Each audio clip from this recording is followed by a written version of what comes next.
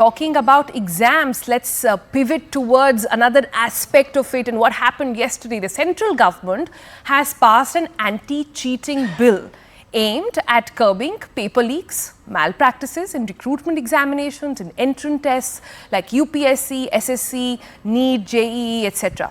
Now, there are numerous exams in states also that were cancelled due to paper leak, if you'll remember. And I can go back to my 12th fail example on how we know it as a practice across the country on how these cheating sort of exams take place. Some instances were papers being cancelled due to paper leak. In Rajasthan, the teachers' recruitment exams. In Gujarat, the junior clerk exam. In Bihar, constable recruitment exam. The list is really, really long. But what does this new bill do?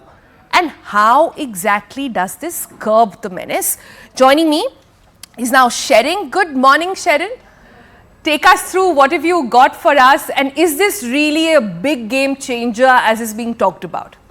Good morning, Sonal, and good morning to all our viewers. Yes, it is a game changer because so far when it comes to such fraud practices that was in fact involved in the examination, so far it was only states that were coming up with guidelines. But now this is the first time that there is going to be a law under which any person who's involved in paper leaks, any person who's involved in organized crime like mafia, nexus between the official government officials, because if you remember, there have been several instances in state recruitment exams where a number of these mafias have been colluding with the government officials, and there has been no such law to actually, stringent laws to actually, punish them. And now the central government has come up with this public examination bill. Now it is already passed in Lok Sabha last evening. Today it will be tabled in Rajya Sabha. Now anyone who's involved in such organized nexus, organized mafia, solver gangers, if you remember, these are a menace that is there in multiple states where there are solver gangers. There are also persons who impersonate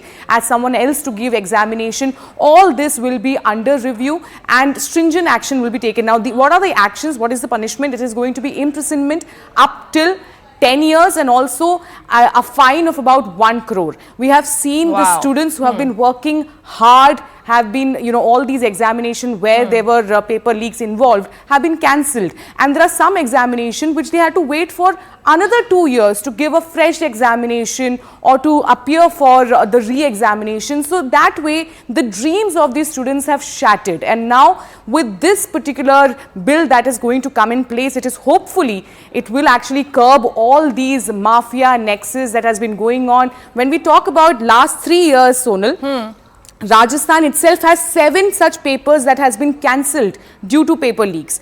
Telangana, 5 instances where papers were, these state recruitment exams were cancelled. Bihar is one of them. Uttar Pradesh, all these states, students and candidates in these states have suffered. In some cases, eventually it has led to suicide.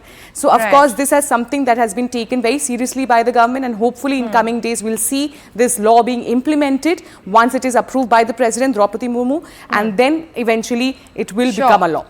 Sure. But tell me this, so students per se will not come under this bill. The bill is mainly to focus on these gangs that are sort of colluding, and even government officers and this mafia nexus that you talked about. So the implication is on them.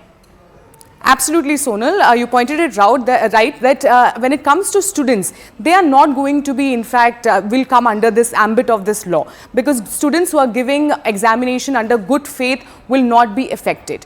This is going to be, targeting those mafia, those nexuses. There have been instances, if you remember, Vyapam scam. It was one of the biggest scams that the country has seen. And in that particular scam, we have seen how the paper leak was involved with the politician, not just from the government but also from the opposition side. It went up till the governor of Madhya Pradesh. The son of the governor's son was also involved in this. So all this nexus is something that is being targeted by this law, not really per se students, because at the end of the day, Sonal, it is the students who actually suffer because of this paper leak.